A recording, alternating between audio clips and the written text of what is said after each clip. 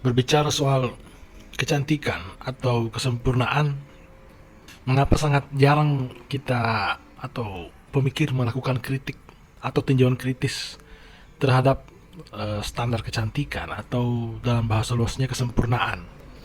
Karena menurut saya ada persoalan sebenarnya dalam materialisasi dari adanya konsep atau sebuah narasi yang disebut dengan kecantikan atau kesempurnaan.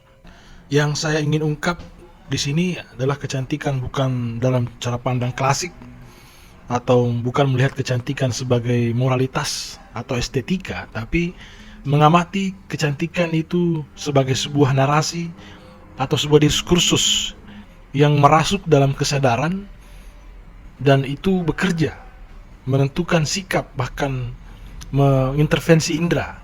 Contoh misalnya, ketika hari ini perempuan atau laki-laki dalam menentukan kecantikan seorang wanita itu pasti merujuk pada sesuatu yang sifatnya fisik, yang dimana misalnya mata biru, rambut bonding atau pirang, atau berkulit putih, bodi langsing, tubuh tinggi semampai, yang kalau kita kritis melihatnya, semua ciri-ciri itu dekat dengan satu ras tertentu, itu ras Eropa. Apakah memang kodratnya bahwa Eropa itu lahir atau bangsa Eropa itu tercipta sebagai makhluk yang sempurna? Apakah orang kulit hitam, kulit kuning, kulit merah, atau bangsa Asia, Polinesia itu diciptakan untuk tidak menjadi cantik sehingga orang-orang di luar Eropa itu harus merujuk kepada standar fisik orang-orang Eropa baru menjadi orang yang dikatakan cantik? Sudut pandang inilah yang saya coba ingin urai dari sudut pandang melihat kecantikan sebagai sebuah diskursus atau sebuah narasi yang bermain dalam ranah publik.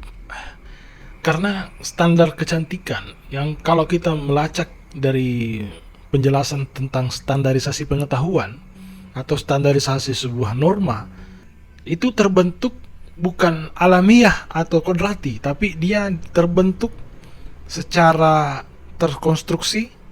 Ada relasi kuasa di balik itu, ada jejaring kuasa yang bermain sehingga sebuah pengetahuan atau standar kecantikan itu bermain sebagai sebuah narasi yang masuk pada kesadaran masyarakat atau individu, yang kemudian karena standarisasi ini bermain dari durasi waktu yang panjang, akhirnya kemudian standar itu perlahan-lahan kemudian diterima sebagai sebuah kebenaran. Kalau kita melihat ke belakang dari analisis wacana dari Michel Foucault, filsuf dari Prancis, itu membuat analisis bagaimana sebuah narasi itu menjadi sebuah kebenaran itu melalui proses yang disebut dengan proses yang dua tahap yang bergerak bersamaan. Yang itu yang pertama adalah dominasi dan marginalisasi. Nah, setiap narasi menjadi sebuah kebenaran itu pasti timpang. Yang pertama, ada sesuatu yang didominasi, yang dibaik-baikan atau yang dianggap baik, dan di saat yang bersamaan pula itu akan menciptakan atau menjelek-jelekkan sesuatu, karena sesuatu yang baik itu akan menjadi ada ketika ada yang buruk. Nah, begitupun dengan standar kecantikan. Kecantikan sebagai sebuah narasi juga seperti itu, di mana kecantikan yang diterima hari ini oleh common sense atau masyarakat umum itu bermain dalam pola yang sama. Histori yang panjang, kita dijajah selama 350 tahun, itu bukan juga hanya melakukan penjajahan fisik oleh kolonial, tetapi juga melakukan pengangkangan mentalitas, kesadaran yang oleh Belanda itu mengesampingkan atau memarginalkan semua budaya atau cara pandang kita, lalu mencekoki kita dengan cara pandang yang baru, di mana cara pandang yang baru yang dianggap baik itu adalah standar pengetahuan yang berada dari Eropa. Nah, itulah yang disebut dalam bahasa postkolonial, bagi mereka orang kolonial itu menyebut praktek pendewasaan. Makanya orang Belanda itu tidak pernah mengakui bahwa mereka pernah menjajah kita selama 350 tahun. Bagi mereka itu adalah proyek pendewasaan orang Indonesia yang terbelakang akhirnya menjadi negara maju. Sama, dan kata maju ini kan juga sebuah standar yang timpang. Dalam sejarah kecantikan di dunia itu tidak sama dengan hari ini. Hari ini standar kecantikan itu seolah-olah menjadi sebuah grand theory atau sebuah narasi besar yang sifatnya universal. Maka jangan heran contohnya, Di India itu meskipun mereka dominan orang Dravida yang kulit hitam agak gelap, di sana itu bertonton, bahkan bisa dikatakan bisnis paling laris di India itulah bisnis pemutih, yang dalam kondisi apapun seseorang yang berkulit gelap itu sangat susah menjadi kulit putih karena genetiknya seperti itu. Kenapa bisa seperti itu? Kalau kita melihat ke belakang dari sejarah kecantikan, itu dulunya sifatnya itu standar kebenaran itu tidak tunggal seperti hari ini. Contoh di Afrika di masa lalu sebelum Eropa melakukan kolonialisasi di Afrika itu, standar kecantikan Afrika itu melihat pada sisi tubuh fisik yang dimana semakin gemuk seorang perempuan itu semakin cantik bagi orang-orang Afrika sana. Bahkan dulu perempuan kurus di Afrika itu dianggap hina karena situasi Afrika yang makanan menjadi sebuah harapan karena situasi lingkungan yang tidak mendukung, maka semakin gemuk perempuan itu menjadi simbol bahwa perempuan itu adalah simbol kesejahteraan. Maka laki-laki Afrika berlomba-lomba untuk mencari perempuan yang bertubuh gemuk. Beberapa negara Afrika masih mempraktikkan itu. Contoh atau misalnya di India, di Arab itu tidak senang dengan perempuan yang kurus, yang langsing seperti Eropa imajinasikan. Karena di sana itu punya tradisi tari perut, belly dance. Belly dance itu ya harus bertubuh bondeng-bondeng bahasa atau gemuk-gemuk sedikit atau bondeng-bondeng hot. Karena tidak mungkin perempuan yang langsing itu melakukan tari perut. Apa yang ditampilkan? Tulang mungkin kan seperti itu. Nah, sama dengan contoh suku Dayak. Dayak itu standar kecantikan itu atau standar perempuan yang sempurna itu di mana perempuan itu yang memiliki kuping yang panjang ke bawah karena itu digantung dengan besi yang membuat itu menjadi panjang. Itu standar kecantikan yang sifatnya subjektif pada masing-masing kultur. Atau contoh di Cina itu dulu perempuan dikatakan cantik kalau memiliki kaki yang kecil. Maka di Cina itu di beberapa desa masih mempraktikkan itu. Kakinya dibungkus supaya semakin kecil karena itu standar kecantikan orang-orang Cina waktu itu. Dulunya standar kecantikan itu bersifat subjektif masing-masing kultur, tidak setunggal hari ini. Ini tentu ada persoalan karena kenapa? Karena yang pertama Eropa hari ini menjadi sebuah peradaban yang besar.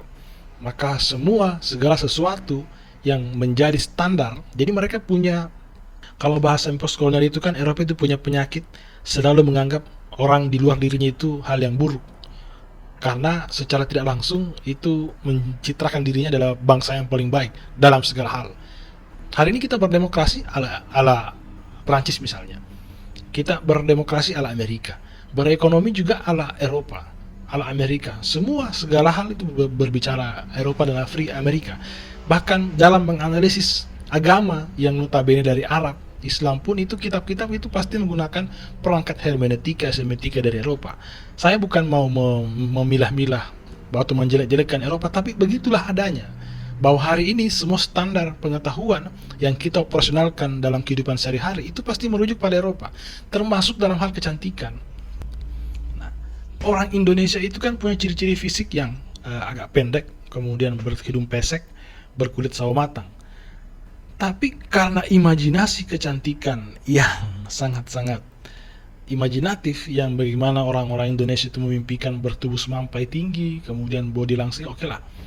Tapi soal hidung itu kan tidak bisa diubah, ini genetik kita, kecuali kawin silang dengan orang Eropa.